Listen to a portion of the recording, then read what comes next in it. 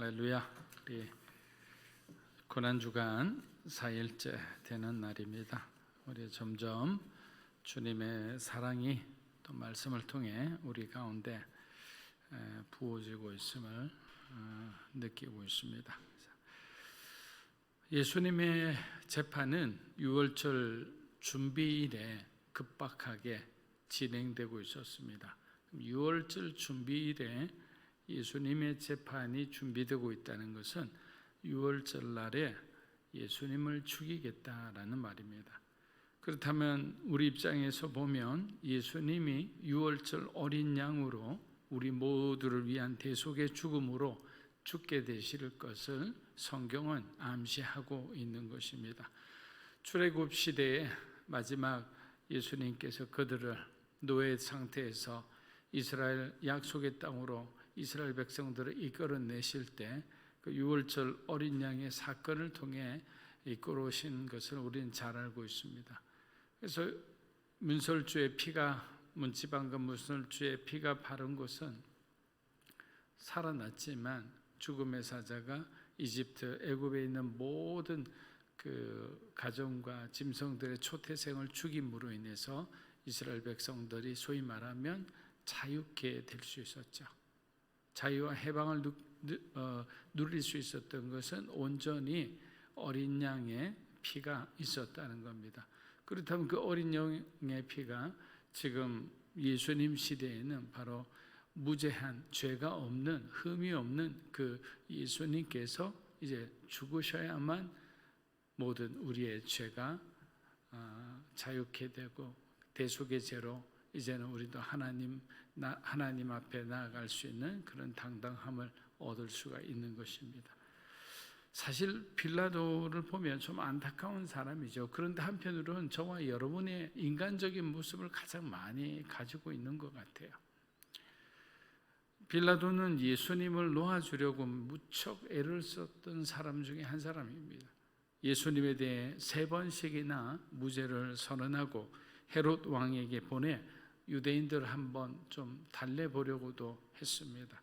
그러나 성난 유대인들이 마치 사냥감을 노리는 맹수처럼 집요하게 달려드는 이 기세를 빌라도는 통제하기가 어려웠던 겁니다. 만일 예수님을 구하려면 빌라도는 로마 군대를 동원해 이들을 진압하지 않으면 안 되었기 때문입니다. 예수님이냐 부패한 종교 유대 지도자들이냐, 예전 같으면 생각할 것도 없이 유대 종교 지도자들의 손을 들어주었을 것입니다. 그렇지 않으면 자신이 총독으로 다스리고 있는 이 유대 땅이 그렇게 평안하지가 않기 때문입니다. 그런데 이번에는 너무도 다른 느낌과 분위기 속에서 재판이 진행되었습니다. 우선 그가 예수님에게서 받은 그 강력한 이미지, 또한 빌라도가 쉽게 예수님을 넘겨주지 못한 이유 중에 하나라고 생각합니다. 물론 이제 그 많은 부하들을 통해서 받은 첩보들로 인해서 예수님이 참 이 유대 땅에 유익한 일을 하고 있다고 그런 어떤 보고를 많이 받았겠죠.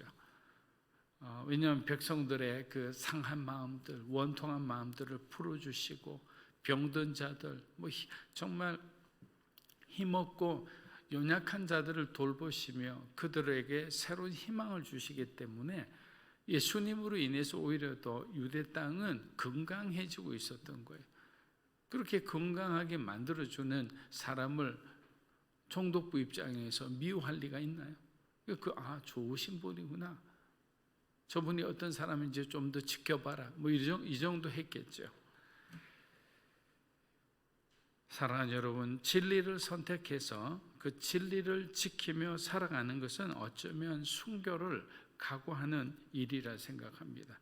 예수님의 제자들을 비롯해 당시 초대교회 성도들은 복음을 위해 자신의 생명도 아끼지 않고 그렇게 헌신했던 거예요. 실제 그렇게 죽어간 사람도 있지만, 죽지는 않았지만 그 죽을 각오로 헌신을 하니까 살아날 수 있는 거예요. 우리가 기독교는 그렇잖아요. 죽는 자 죽으려고 하면 살고 살려고 하면 죽는다는 거예요. 예수님께서 그런 자신의 제자들을 바라보시며 얼마나 자랑스럽게 생각하시겠습니까? 여러분들도 여러분의 자녀가 부모님 말씀 잘 듣고 사회적으로 봐도 정말 건강하고 그렇게 또 자기 일에 최선을 다하면서 살아가는 모습 보면 그 자식이 그렇게 자랑스럽잖아요. 꼭 뭐 좋은 대학 가고 이래서 그런 게 아니에요. 성실하고 정직한 사람이면 하나님이 기뻐하시는 사람이죠. 하나님이 정직하지 않고 정말 이기적이고 개인주의적인데 그냥 부모님들의 지원을 받아서 서울대 갔다. 그 사람을 기뻐해요? 아니잖아요. 하나님은 중심을 보시는 분이에요. 근데 우리는 자꾸만 하나님이 중심을 보는 것을 자꾸만 잊어버릴 때가 있어요. 자꾸 우리는 이미 이 세상의 프레임에 너무 익숙해져 있어서 세상의 이 보는 가치관이 내 안에 너무나 많이 들어와 있기 때문에 예수님의 바라보는 시각을 종종 놓칠 때가 많은 거예요. 세상의 시각으로 오염된 내 시각으로 바라보니까 우리 자식이 조금 뭔가 떨어져 보이고 좀 부족해 보이고 그렇게 하는 거예요. 그렇지 않아요. 하나님의 관점으로 바라보는 여러분이 되시기를 주의 이름으로 축복합니다. 사실 지금도 예전에 안 좋았던 그런 상황과 점점 비슷해져 가는 것 같습니다. 기독교에 대한 이미지를 한번 생각해 보십시오. 한국에 복음이 들어온 지 130년이 넘었습니다. 근데 그 130년 중 가장 최악의 평가가 아닌가 생각해요. 그래서 모든 교회의 성도 한 사람 한 사람이 바깥에서 우리가 행하는 모습이 교회의 이미지자 세상 사람들에게 우리들이 전하는 메시지인 거예요. 근데 우리의 메시지가 어떻습니까? 아니, 교인인데 저런 일을 해도 돼요? 저렇게 나쁜 일과 타협해도 됩니까? 아니, 교인이라는 사람이 나라의 지도자들이 됐는데 어떻게 제대로 그 역할을 못해요? 그런 이야기를 듣면 굉장히 마음이 아픈 거예요. 왜? 그렇게 되면 그 한 사람이 정말 모든 사람들에게 기대를 받았던 어떤 한 지도자가 무너지면 그 모든 것이 되잖아요. 그러니까 우리는 기독교인은 특히 중요하게 어떤 중요한 책임감을 갖고 있어야 돼요. 사회적 책임을 갖고 있어야 되죠. 그렇지 않으면 정말 빛과 소금처럼 예수님의 살라는 그 말씀을 우리는 제대로 이행하기가 없다. 자, 그러면 예수님이 세상의 빛과 소금이 되라는 말씀은 세상과의 관계가 중요하다라는 말이죠. 그냥 빛과 소금이 되라 하는 말을 하지 않으셨잖아요. 너희가 세상 속에 빛과 소금이 되라. 그 관계 속에서 너희가 빛이 되고 그 사람들과의 관계 속에서 너희가 소금과 같은 존재가 되어라. 너희가 먼저 헌신해주고 희생해주고 양보해주라. 그러면 그 사람들이 너희들의 그러한 헌신적인 모습을 보고 그 사람들이 변화되고 결국에는 너희가 이렇게 살아갈 수 있는 그 힘이 어디에서 왔느냐고 묻게 되면 예수 그리스도다, 하나님을 믿으라 라고 우리가 복음을 전할 수 있는 거 아니겠습니까? 그들로 하여금 예수님을 궁금하게 할 수 있는 그런 삶을 살아야 된다는 거예요. 많은 사람들이 예수님을 궁금하게 사는 사람이 아니고 우리 자신이 궁금하게 살아가는 삶을 사는 게 문제죠. 자기중심적인 삶은 너무나 우리가 많이 살아가는 거예요. 그렇다고 또 세상의 흐름에 우리가 확 빨려 들어가서도 안 됩니다. 그리스도인으로서의 우선순위를 우리가 잃어버리면 어느새 세상 사람들과 다를 바 없는 나의 그런 모습을 보게 됩니다. 얼마나 주님 보기 우리가 부끄럽습니까?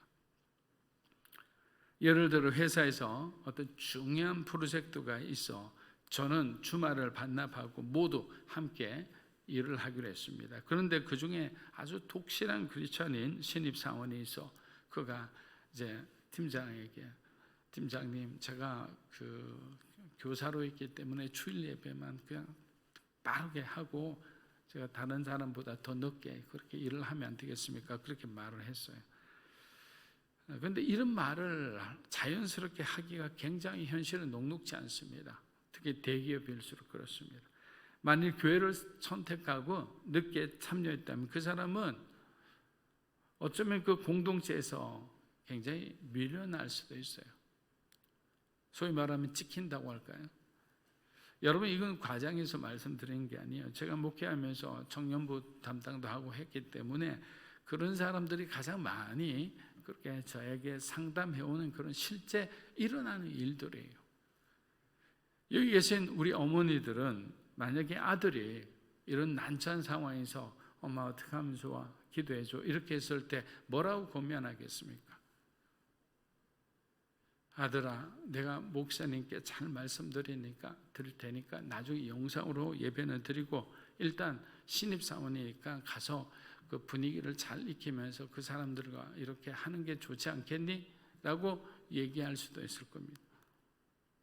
자, 만약에 이렇게 우리가 선택을 했다면 우리들의 신앙은 Jesus first는 되지가 않겠죠. 그냥 세상적으로 딱 생각하면 일리가 있는, 적절히 잘 타협하는 것처럼 보이지만 하나님의 관점에서는 명백한 타협이죠. 그 사람들의 공동체에게는 불편한 것일 수도 있겠지만, 그러나 주일은 그냥 그 사원에게 주어진 특권이에요. 그 쉬는 날이에요. 그래서 우리는 좀 지혜롭게 잘 해봐야 됩니다. 왜냐하면 저는 신앙은 죽고 사는 문제라고 생각하기 때문이에요. 우리가 정말 타협해서 자꾸 그렇게 하다 보면 어느새 완전히 세상 사람이 되고 신앙을 잃어버리면 그건 죽는 거잖아요. 그렇기 때문에 잘 우리가 하나님을 경외하는 마음으로 살아야 된다. 그리고 만약에 이런 일이 일어날 것을 대비해서 평소에 그 직장 생활에서 자신의 어떤 경건함을 잘 보여줘야 되죠. 겸손하고 먼저 희생하고 그 부서를 위해서 막 헌신하고 그러면서 막 회식 자리에 나갔을 때 굉장히 자신의 어떤 어려움들을 잘 호소하면서 그렇게 섬기면, 만약에 그렇게 섬긴 사람이 그 말을 부탁을 했었다면 그 부서원들이 다 인정해주고 갔다 오라고, 빨리 갔다 오라고.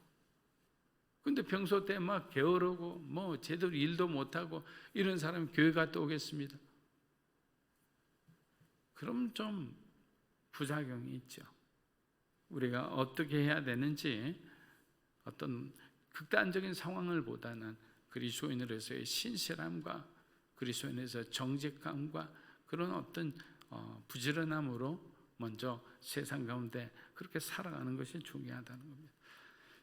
빌라도는 로마 황제를 두려워한 나머지 결국 예수님 그들에게 내어주었습니다. 저는 이번 고난주간 동안에 우리의 신앙적인 선택에 대해서 우리가 정직하게 한번 돌아보면 좋을 것 같아요. 신앙적인 선택, 얼마나 우리가 하나님 보시기에 정직하게 살아가고 있는지, 아니면 세상과 적절하게 타협하며 나의 편의를 위해 나의 어려움들을 만회하기 위해서 그렇게 살아가고 있는지. 진정한 크리스천의 능력은 오직 예수 그리고 오직 믿음으로 나아갈 때 우리의 모든 장벽들이 허물어지면서 우리들의 삶이 180도로 바뀌는 거예요. 진리를 가지고 나아가는데 그 누가 우리를 대적하겠습니까? 진리 대신 예수님이 앞장서서 가시는데 그것은 우리의 믿음을 통해서만 가능하다라는 거죠. 요한복음 19장 14절에서 15절입니다. 이날은 6월절의 예비일이었고 시간은 낮 12시쯤이었습니다. 빌라도가 유대 사람들에게 말했습니다. 보라, 너희들의 왕이다. 그러자 그들이 소리쳤습니다. 없애버리시오, 없애버리시오. 십자가에 못 박으시오. 빌라도가 그들에게 물었습니다. 너희들의 왕을 십자가에 못 박으란 말인가? 대제사장들이 대답했습니다. 우리에게 가이사 말고는 다른 왕이 없습니다. 자, 어저께 말씀드렸죠. 십자가에 못 박으란 말은 이건 좀 조금 더 이렇게 완화된 말처럼 보이지만 그냥 원어로 보면 매달아라는 그런 말이에요. 매달아라. 그 말을 반복적으로 한 3번만 하니까 너무 섬찟해요. 이들이 소리치는 게 매달아라, 매달아라, 매달아라는 거. 잔인합니다.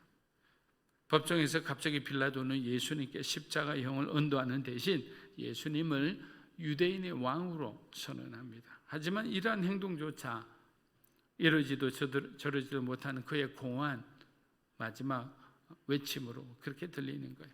그때 흥분한 유대인들의 마지막 카운터블로를 빌라도에게 때립니다. 그게 뭡니까? 우리에게 가이사 말고는 다른 왕이 없습니다. 여러분, 이 말은 너무나 충격적인 말이죠. 일단 빌라도에게는 이제 빠져나갈 구멍이 없어요. 왜? 로마 황제를 그 집어 냈기 때문에. 그러니까 자기는 그 로마 황제라는 이름에 그냥 무릎 꿇고 더 이상 예수님을 구원하는 일을 그냥 포기합니다. 대신에 이들이 뭡니까? 여러분, 진짜 이 유대 지도자들의 입에서 나온 말이 가이사 말고는 다른 왕이 없습니까? 여호와 하나님을 섬기는 대제사장과 서기관들이 가이사가 자신의 왕이라고 말하는 것을 보면 정말 이거는 할 말이 없고 입이 떡 벌어집니다. 이 사람들이야말로 신성 모독죄를 저지르고 있는 거죠. 예수를 죽이기 위해 신앙적 배교도 감수하겠다는 건가요? 이 사람들은 지금 아무것도 눈에 보이지가 않아요. 그저 자신들의 목표인 정치적인 적인 예수를 죽이는 데만 모든 초점이 그냥 다 맞춰져 있는 거예요. 균형을 이루도 한참을 이뤘어요. 여러분, 백성들이 예수를 죽여달라고 누가 신고라도 했나요? 아니면 트집잡기 좋아하는 로마 이 군대가 예수를 재판정에 그들이 스스로 세웠나요? 아니죠. 오히려 그들은 예수님으로 인해 평화를 누리고 있었다고 말씀드렸습니다. 그런데 오직 기득권자들, 탐욕으로 가득한 이 죄인들에게는 예수님이라는 존재는 그냥 거추장스러운 거예요. 없었으면 좋겠는 거예요. 그러니까 죽여야만 되는 거죠. 자기들의 기득권을 빼앗으려고 하셨기 때문입니다. 산헤드린 공회가 동원한 이 유대인 무리들은 없애버리시오, 그를 십자가에 매달으시오 외치면서 재판정에 아주 소란을 이제 펼치기 시작한 거죠. 왜? 빌라도를 압박하는 거예요.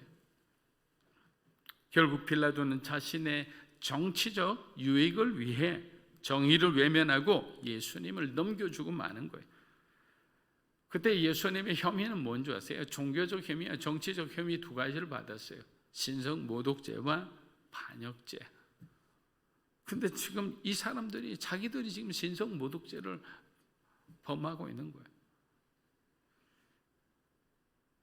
이 법정에서는 인간의 우상 숭배를 비롯해 모든 죄악들이 결국 다루어지게 될 겁니다. 요한복음 19장 17절에서 19절입니다. 예수는 자기의 십자가를 지시고 해골, 히브리 말로 골고다라는 곳으로 가셨습니다. 거기에서 그들이 예수를 십자가에 못 박았습니다. 그리고 다른 두 사람도 예수의 양쪽에 각각 한 사람씩 못 박았습니다. 빌라도는 또한 명패도 써서 십자가 위에 붙였습니다. 그 명패에는 유대 사람의 왕 나사렛 예수라고 있습니다. 사랑하는 여러분, 예수님은 결코 십자가를 회피하지 않으셨습니다. 신구약 성경에는 죄에 대한 하나님의 증오와 악인들에 대한 그분의 진노를 증언하는 그 성경 구절이 셀 수 없이 많아요. 그러나 불의에 대한 하나님의 증오와 거룩한 분노가 가장 명백하게 드러난 곳이 바로 그분이 사랑하시는 아들이 짊어지신 바로 십자가예요. 그게 모든 하나님의 진노를 쏟았어요. 누구를 향한? 자기 백성들, 패역한 자기 백성들. 항상 기회를 주나 그들은 죄 가운데로 들어가고 우상 숭배를 숨기고 약한 자들을 탄압하고, 그런 어떤 죄인들을 향한 하나님의 참고 참았던 그 증오와 분노와 그 질투와 모든 것이 자신의 사랑하는 아들이 담긴 지고 있는 십자가에 부어진 거예요. 그러니까 보통 아버지 같으면 야단을 치고 벌을 주더라도 아들이 고통스러워하고 힘들어하면 아버지들은 또 마음이 약해서 부모들은 그냥 멈춰요. 이제 그만해, 네 방에 들어가 반성해봐. 이게 이제 부모들이 하는 거예요. 손들어 해놓고도 손들어도 막 끙끙거리면서 아들이 막 이렇게 표현을 하면 나중에 이제 그 아픔이 부모에게 전달이 되거든요. 그런데 하나님은 그렇지 않았어요. 모든 분노를 그 십자가를 완성해야 되기 때문에 예수님이 흠없는 어린 양으로 죽으셔야만 됐기 때문에 예수님이 숨을 거두기까지, 음부로 내려가기까지 하나님의 진노는 계속되었던 거예요. 우리는 고난주간만 되면 예수님을 생각하면 막 그냥 마음을 지저합니다. 근데 예수님은 승리하신 분이에요. 하나님의 아들이고 죄가 없으세요. 예수님을 대해서 우리가 마음 아파하기보다는 예수님이 십자가를 질 수밖에 없는 그런 빌미를 만들어준 저와 여러분의 죄를 안고 우리가 우리 자신을 안고 통곡하고 하나님 앞에 회개해야 되는 거예요. 그게 참다운 고난주간의 의미죠. 이미 승천하시고 승리하시고 뭐 내일이 우리 다 이루었다 승리하신 주님을 우리가 내일 배우게 될 건데 우리 자신을 바라보는 시간이 바로 고난주간인 거예요.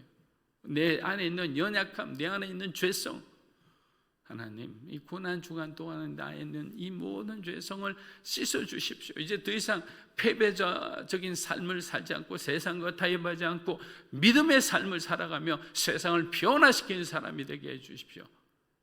그게 우리가 해야 할 그런 어떤 세상을 향한 메시지인 거죠. 그렇게 살아가면 죽음을 두려워하지 않는 사람을 누가 이기겠습니까?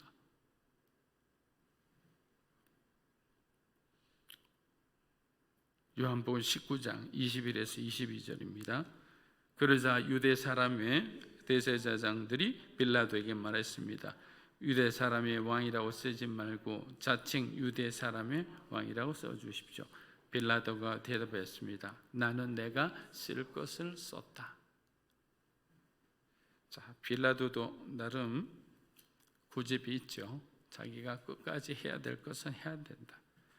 빌라도와 제사장들 간에 이 죄패, 이 십자가 위에 이렇게 죄면 강간죄, 강도죄, 살인죄 이렇게 붙여놓거든요.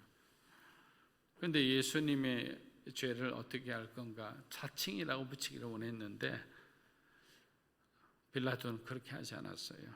자신의 어떻게 보면 뒤늦은 어떤 신앙 고백 같은 거겠죠. 있는 그대로 예수님의 자신이 보았던 느꼈던 예수님 모습 그대로를 그렇게 적어 주기를 원했던 거죠. 예수님을 넘겨 주고 난 뒤 양심의 가책이 일어나서 그럴까요? 마치 해제하는 마음으로 마지막 예수님의 죽음의 의미를 살리는 듯 했습니다. 사실 우리가 성경을 읽으면서 예수님을 향한 그의 마음이 요동치는 것을 사실 여러 번 보았죠. 그래서일까요? 그는 예수님의 십자가 처형을 굉장히 아파한 듯합니다. 왜 그것을 알 수 있느냐면 보통 총독이 죽은 자의 죽음에 관여를 하지를 않습니다. 특히 이미 심판이 끝나 죽음이 되어버린 시체에 대한 미련을 가지고 그 시체의 명예회복을 해주고 싶어하는 것은 빌라도의 마음에 후회가 남아있기 때문에 후회가 거기에 유월절을 맞이하여 온 사람이 예수님을 똑똑히 기억하기 위해 유대 사람의 왕 나사렛 예수를 히브리어, 로마어, 헬라어로 썼다는 거예요.